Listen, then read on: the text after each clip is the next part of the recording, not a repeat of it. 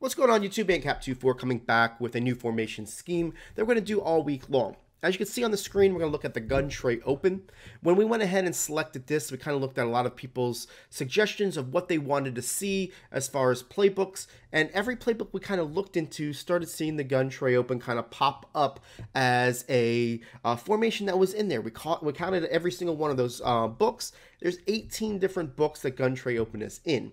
So we felt this was a nice way to say, you know what, let's give everybody a little bit of what they may like and what their individual playbooks are already. And if somebody wanted to try a whole new playbook altogether, we're going to be looking at the run and gun playbook, okay? The reason why we chose that, if you look at it, 27 plays in this Trey Open. So it's going to have pretty much the good amount of Trey Open that you already have in the playbook that you may be already using or may desire to use.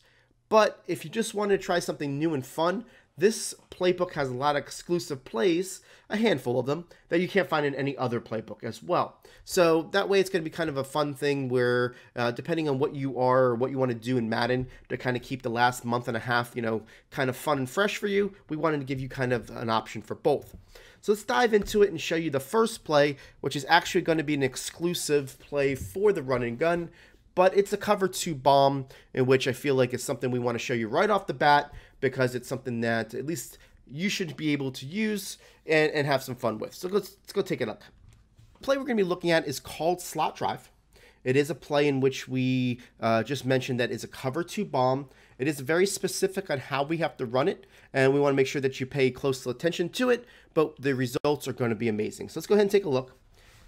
What you're going to notice is I got the Redskins jerseys out there. If you remember, if you've been following us, whenever I put the Redskins jerseys out there, it's a Mutt team, okay? If you look over here, you've got Night Lane, Sean Taylor, Ken Houston. On the right-hand side, you got Deion Sanders, Renfro, and then you've got Lanier and Brooks. We do that for a reason. I typically bring out this Mutt team when I'm doing bomb plays. You know, most of the time when we're doing regular plays, it's not going to matter. We're basically tacking low, tacking to the side.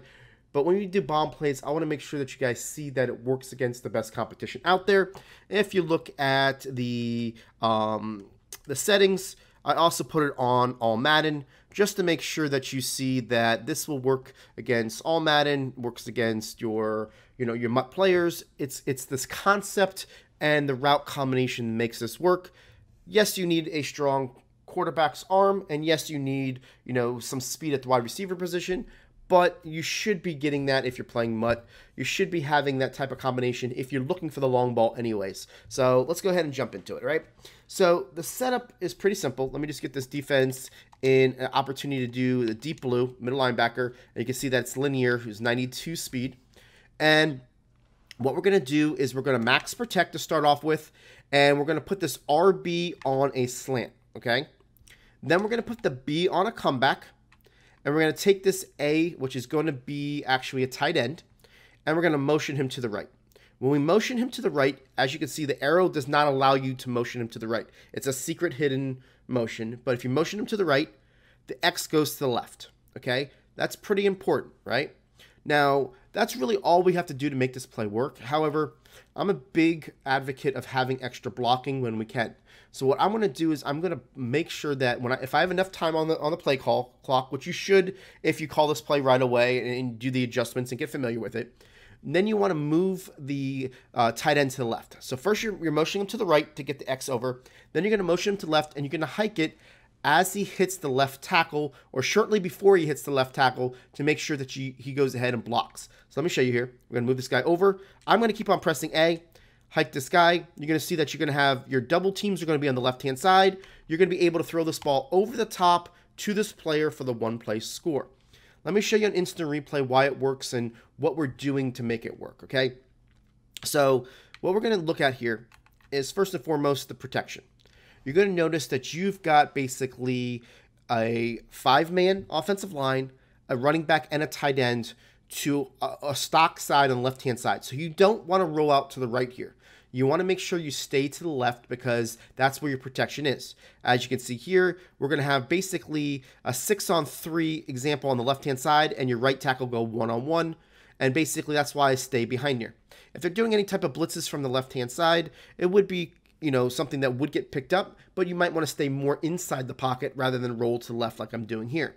And you can see here that as far as the route combination, what we're doing is the middle linebacker in the deep blue doesn't have any threats yet, right? He's staying in the middle. We've got this slant coming across. He doesn't have to get deep because at this point, our player on the left-hand side has not reached the numbers yet. So you can see that the guy is basically stationary. Once he hits the numbers, he's going to get into that, oh, let me get my horse, I need to get back. You can see that we've got a clear advantage here. We've got at least 5 yards as far as yardage down the field, but we also got the inside position. We're going to be able to throw this ball over the top, and you can see that we're going to get that one-play score. The reason why we put the player on the comeback on the right is basically just to isolate the strong safety and be able to, you know, get ourselves some room. So again, all we're doing is putting the comeback on the B receiver, slant the RB, motion A to the right, motion A to the left, and we're going to hike it as he reaches the left tackle, or you can just keep on pressing A just to make sure that he hikes it at his first available opportunity. I'm going to get to the left-hand side. You can see this is going to be an easy touchdown, especially because I didn't put the middle linebacker in the deep blue. Let's go ahead and take it one more time to show you basically that when you do this, you want to make sure, okay, middle linebacker in deep blue. I can flip the formation as well. It doesn't matter what side the nickel cornerback is on. It's going to work, you know, pretty much as we go. Let me just get everybody in their spots, and let's see here. Okay, here we are. So this is if it was flipped. Again, max protect, B comeback, RB slant, A motion right, A motion left. I'm going to keep on spamming the A button just to make sure that he hikes it when I want him to. All right, we got ourselves over here. We get this guy coming up. You can see that we're going to get over the top, and you're going to be able to get your one-play score. See how that works? It's just a really nice opportunity. You can see that time we had Derek Brooks as the player that we went over the top because of the way the defense was aligned, and we still had the success. So now I'm going to go ahead and show you if you forget to put the tight end on its motion to the right and only motion him to the left, how it affects the difference in the space, okay? So basically, say I forgot to motion him right, only motion him left, and you don't get that X receiver all the way to the left-hand side, what you're going to notice is that you're going to literally not get the spacing over the top to this X receiver. As you can see here, we're trying to throw this ball, and this guy is definitely on him, right? It's not giving you that 3 yards worth of room that we were accustomed to. And the reason for that is that the guy goes into the middle linebacker's zone that much quicker, giving him the ability to react quicker to that outside player. So it's not like it can't work. It just doesn't make sense. You know, it's something that you're going to want to make sure that you always motion A to the right, then to the left. This has to be on the left hash mark to work if you're doing it. Now, if you see how the A, I mistimed the hike, that's not going to affect anything on the play. It just affects the protection. Okay, so obviously you want to make sure that you do it. That's why I spam the A button, just to make sure you do it. Now, can it work on the right hash mark? Absolutely, if we flip the play. Now, the only difference is you're going to see that I got Sanu out there now. Sanu doesn't have any speed. So unfortunately with Sanu, you're going to want to make sure that you've got the ability to have a fast receiver at the 1 spot and the 2 spot if you're going to do this, or you change your players over. The only thing different is you're going to be motioning the A to the left, and then you can motion them to the right, okay? Then you can do the same thing, hike the ball, get your block. You can see how the B is going to get down the field. We're going to get ourselves there. You can see that because he doesn't have the speed, he's not going to have the separation.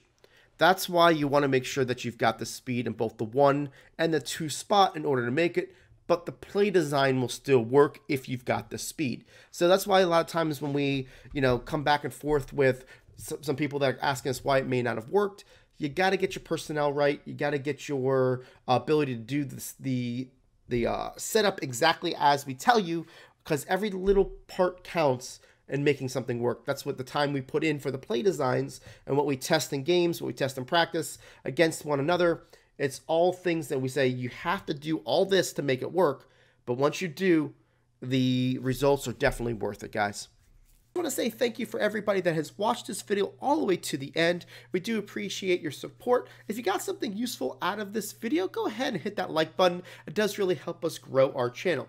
If you're new to our channel and haven't seen one of the videos that are on your screen right now, go ahead and check it out for some great Madden content, and don't forget to hit that subscribe button.